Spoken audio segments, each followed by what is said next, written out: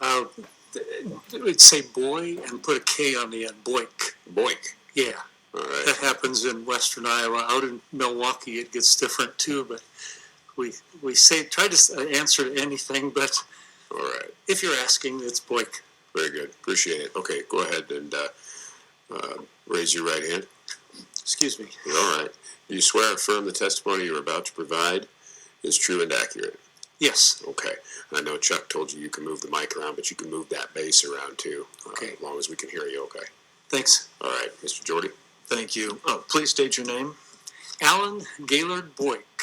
And Mr. Boeck, well, you and your family hold ground in Ida County, a parcel that's being targeted by this pipeline, is that right? That's correct. And in preparation for today in your opposition, you've made some of your thoughts known through pre-filed testimony in writing previously. And rather than going through all of those again with you here today, would your answers be substantially similar to the ones found in your pre-filed testimony? Substantially similar, yes, sir. Okay. And are there any material edits in terms of like mistakes or errors you think are necessary to take up? Not mistakes or errors, for clarification, for helping to describe and explain a point. I made one addition on using another resource. Hungry Canyons Alliance was a contact that I had made in preparation for this, and they had some slides, and I think they were added to as attachments, but it's not new. It's just in helping to talk about some of the points today. Understood. And that is an exhibit I'll get to in a second. That's okay. Exhibit 655. But for the pretrial, the written question and answer, yes. Then do you have any updates for things that have occurred, facts that have come into existence since the end of July of this year? I do not. Very good. We would offer Exhibit 285 as well as Exhibit 655. Are there objections? And just for clarification, 655 is the document that Mr. Boeck just referred to, correct? Yes, it's a Google map, and then it has this this Hungry Canyon Alliance, and it has some of the soil, I think. Is it the soil info? Correct. Yes. No objection. All right, no objection, the board will admit. Thank you. With that, sir, some other folks may have questions. I'll let them get started. All right. Mr. Taylor, we got 10 minutes. Is that enough to get you started at least? I think so. All right. So I'm Wally Taylor. I represent the Sierra Club.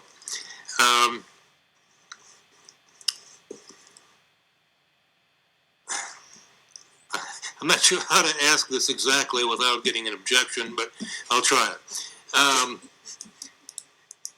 In your prepared testimony, you said that you had time set aside for gathering more information in order to prepare your written testimony, but because the date was moved from October to August for this hearing, you didn't have time. Is that a fair statement? It's a fair statement. What would you have added to this statement if you'd had more time? Because there wasn't, I'm not being silly about it, but because there wasn't time, I'm not exactly sure what more I might have thought. It's just, as I hear testimony given, I'm becoming more and more aware of the vast amount of information there is, and I didn't touch the surface. There could have been much more, yes. Can we bring up the KMZ?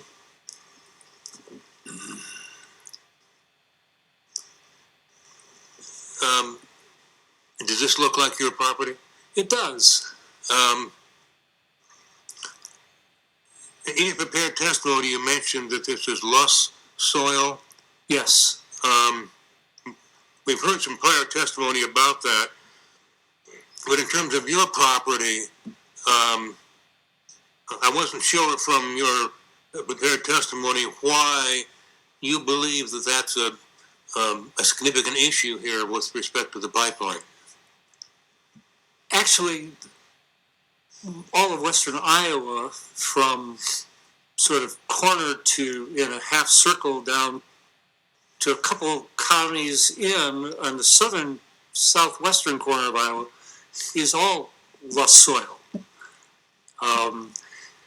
It is highly erodible. It is unique in that it is wind deposited. When it comes to the Loess Hills in particular, which is the deepest portion of Loess, there are only two places in the world it's found, one in China and along the Missouri River between Sioux City and Omaha. So we are in rare company and all that, I guess. Kind of a vacation destination. And literally it is in Iowa. As the heavier particles drop out sooner, and so they piled up higher, and we have like 300 meters deep in the Loess Hills along the Missouri. And as it continues to travel, as the wind carried those particles, the finer particles came out, and as far as Ida County, even a county beyond Ida, and then that half circle that comes around. So I look at this all as loess soil.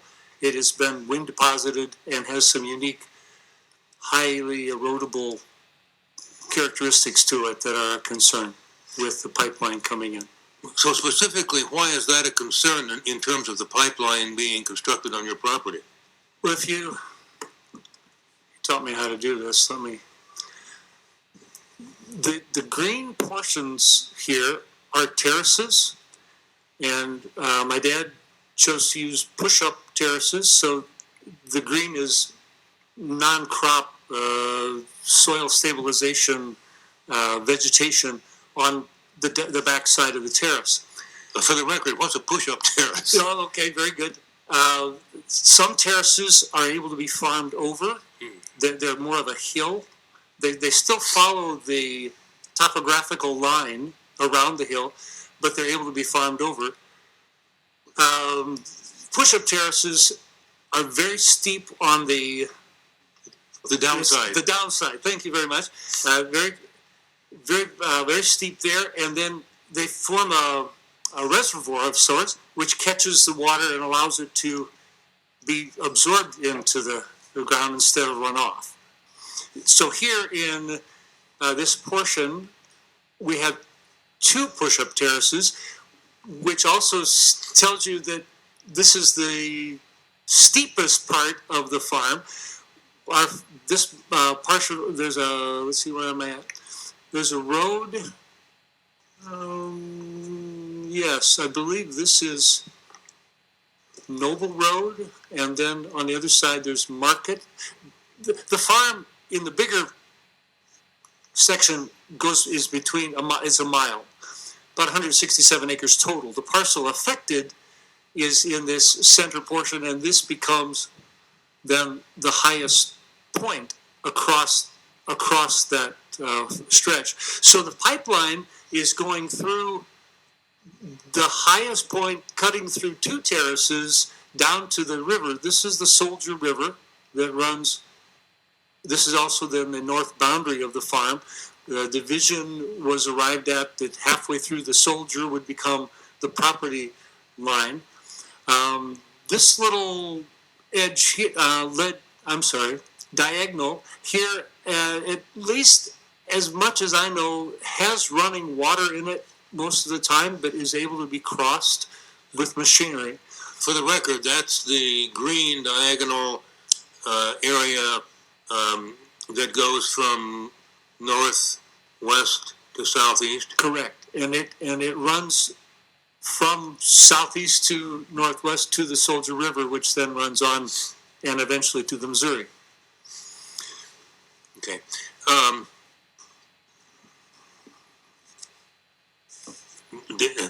Did you ever talk to any Summit land agents or representatives about your concerns about the soil on the terrace that would be impacted by the pipeline?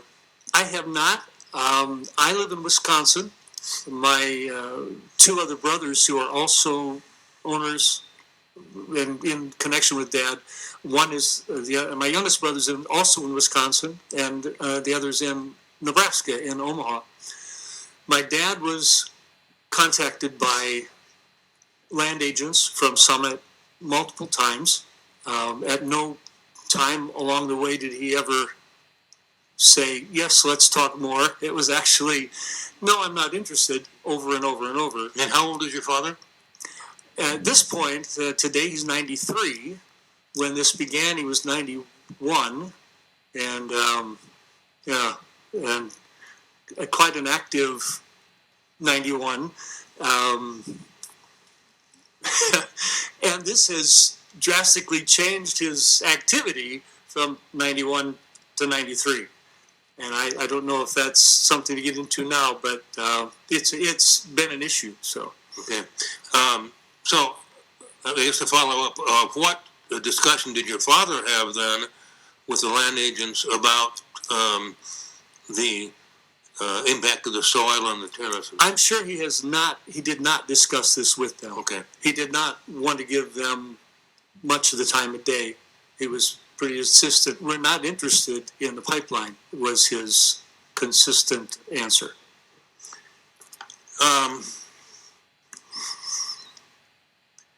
It doesn't appear that there are any occupied structures close to the pipeline, at least around your property. Is that correct?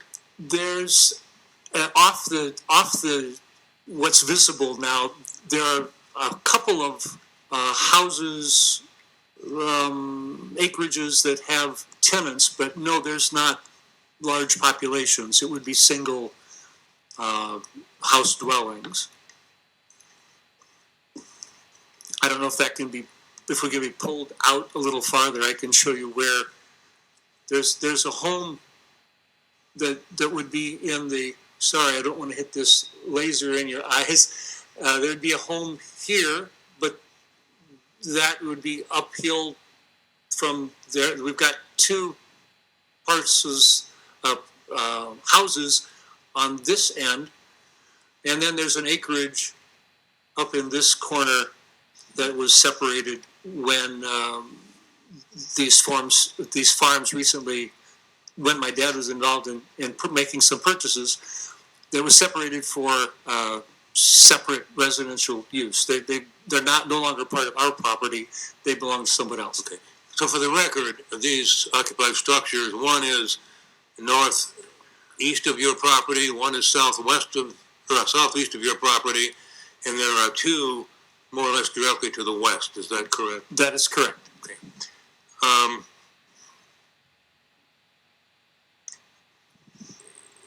In your prepared testimony, you talked about flooding.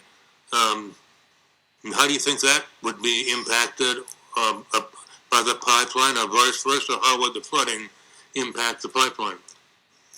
I'm not remembering right now talking about flooding. The Soldier has not been a problem with flooding as long as I've been connected with the farm.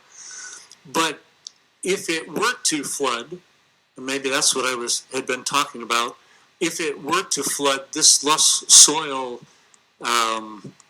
is a real issue for erosion.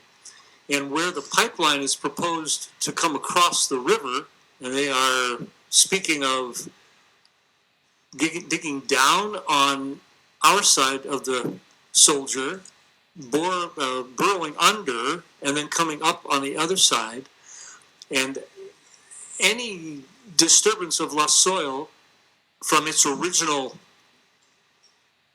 wind deposited settling is less. That is, loess soil is stable and very firm when it's dry, but if water is allowed to get into it, then it will take the point of least resistance. And by disturbing loess soil all the way through this property, it says, here's your channel, water, come this way. And I've got some great concern about breaking through these terraces even after it's repaired. That's where breaks will happen. in the future. It's just the nature of less soil that go away there, where it's been changed, where the structure of it has been disrupted.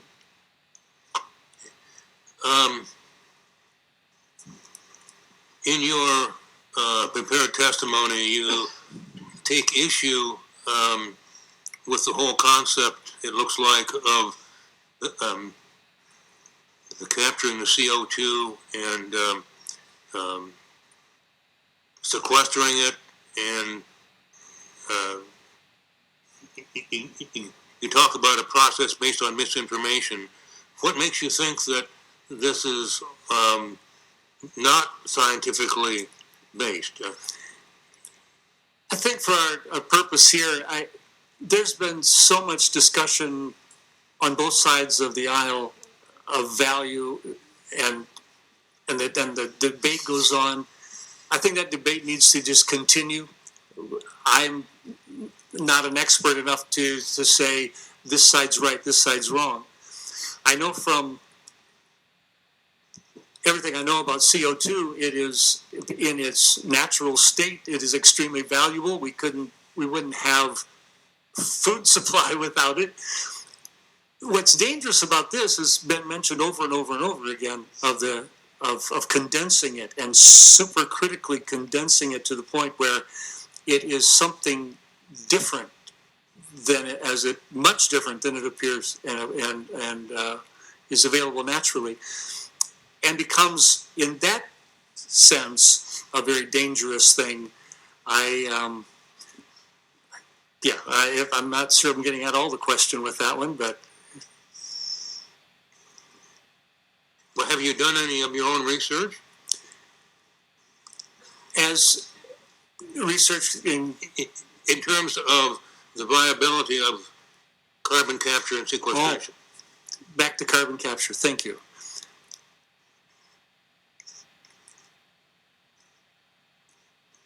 To have this pipeline taking CO2, condensed as it is, and to take it to a faraway place and put it in the ground, and make it an industry that's based only on tax credits, seems to set us up that industry up as doomed for failure. I question the whole approach to putting it away for no good reason, getting no money back out of it, having at one point it didn't seem there was opportunity for monetary gain. It sounds to me, as this morning, there are some things that I wasn't completely aware of. I knew there were other ways of gathering carbon dioxide that didn't entail a pipeline and piping it through hundreds of miles of farmland. You could do it locally. There's other things that have been talked about. That's some of a little bit of the investigation that I've done. Am I correct that your land is presently used for growing crops? Every bit of it, yes, and by and large, corn and soybeans. You seem to indicate in your prepared testimony that you believe that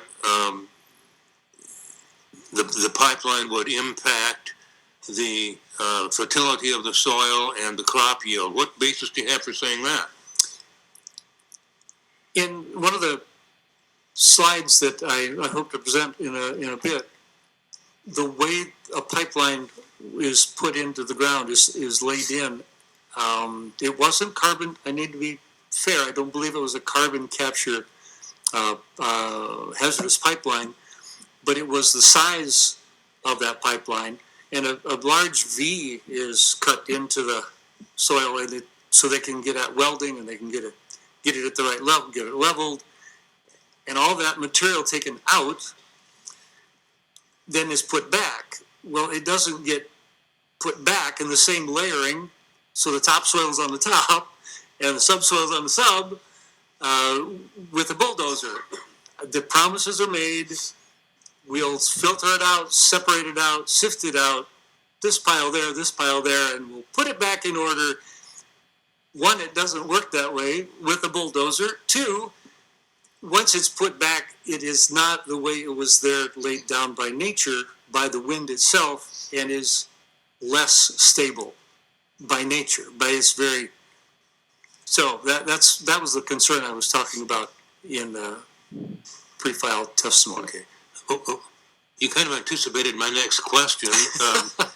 Hasn't Summit said that they will be careful to separate the soil and that they will return the soil and the fertility at least after 3 years to the way it was initially? It has been said it will be done. Pipeline companies have said we will do that. There's no place I have found any evidence that that is possible to return it to the way it was. Not after 2 years, not after 3 years. I have read of those who have had a pipeline go through, again, a different pipeline type.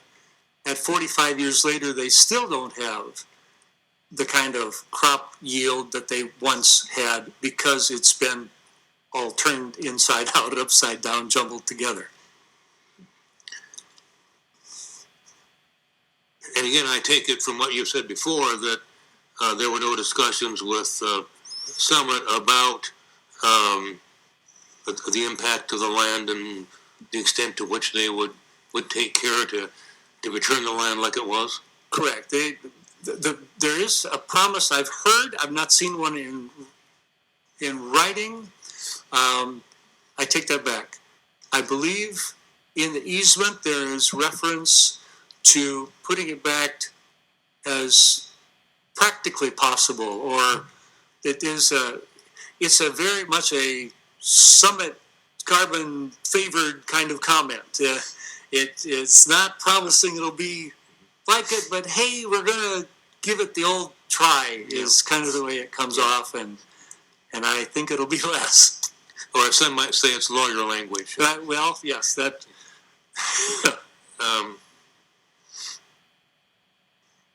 I think that's all the questions I have. Thank you. Okay.